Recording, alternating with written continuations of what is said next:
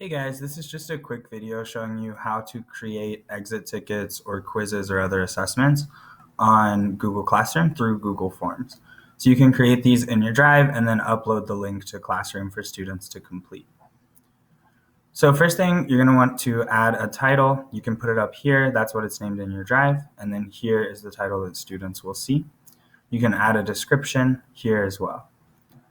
Next thing you want to do before you start creating questions is go into settings. Decide whether you want to collect student email addresses. I do this just in case they forget to put their name so that I can make sure I know whose score goes to which quiz. And you can decide whether or not you want to allow people outside of your organization to access those quizzes or exit tickets. I limit to one response because students can do corrections at a later time. And then you go over here to the quizzes tab, click make this a quiz, and then you can decide what you want to do with that. I don't recommend doing lock mode on Chromebooks because some students are going to have to access this via their mobile devices. And then I release scores later after manual review because you need to score your free response or short answer. I don't let students see correct answers, but I do give feedback on where to find it usually because I want them to do those corrections for me. So then you'll hit save.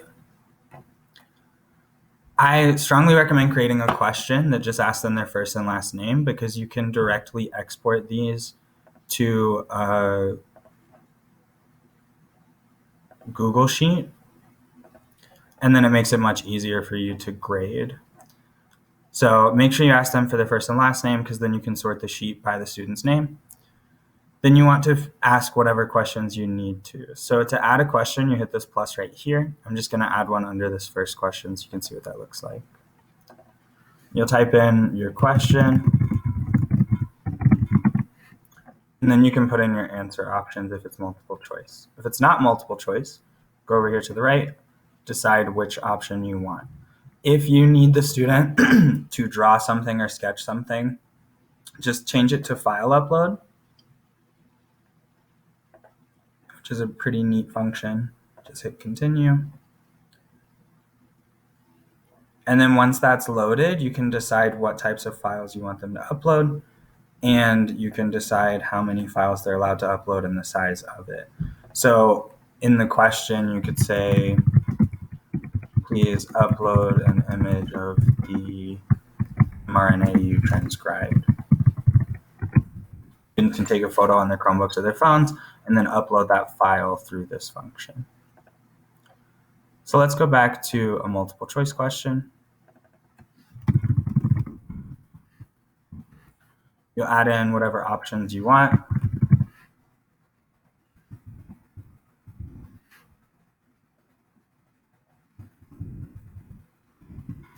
And then this is where you need to decide what your answer key will look like. And this is one of the great functions about Google Forms. So first things first, always make sure every question is required unless you don't want it to be. And then go over here to the answer key button. You choose the correct answer. You decide how many points it's worth. And then you can give answer feedback. So for an incorrect answer, you can say whatever feedback you want to. I'll show you what that looks like on a real question that I have. So I'm going to delete this question because my kids are currently taking this quiz for their work.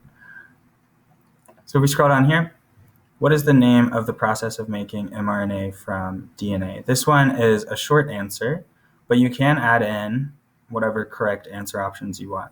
The only thing to keep in mind is if students add a word before or after or an exclamation mark, then it will count it incorrect. So you'll need to review those when you go over the answers. If we go into this multiple choice question here, which correctly represents the central dogma of molecular bio? And then in our answer key, we've selected the correct answer. We've provided feedback for if they got it right and if they got it incorrect. Generally speaking, I just point them to where they can find the answer in their notes. I don't actually give them the answer in the feedback. So once you've collected all of your data, you can go over here to the response tab If you want to export into a spreadsheet so that you can easily manipulate and examine, that's fine. Just click this button right here and it will create it in your Google Drive for you. You can look at summaries of student scores. These are off just because I haven't gone through and graded the short answers for these students. So the ones who got 2s probably got 4s, the ones who got 3s probably got 5s. We can see for each question how many students got the answer correct. I would show you by question, but it gives you student names and that's a privacy violation. So if you have other questions, feel free to reach out to me and ask. But this is just a very simple tutorial on creating exit tickets and assessments in Classroom. When you're ready, you'll just hit send, get the link, and then you can copy that directly into your Classroom or link it onto the post that you make for the assignment. Thanks.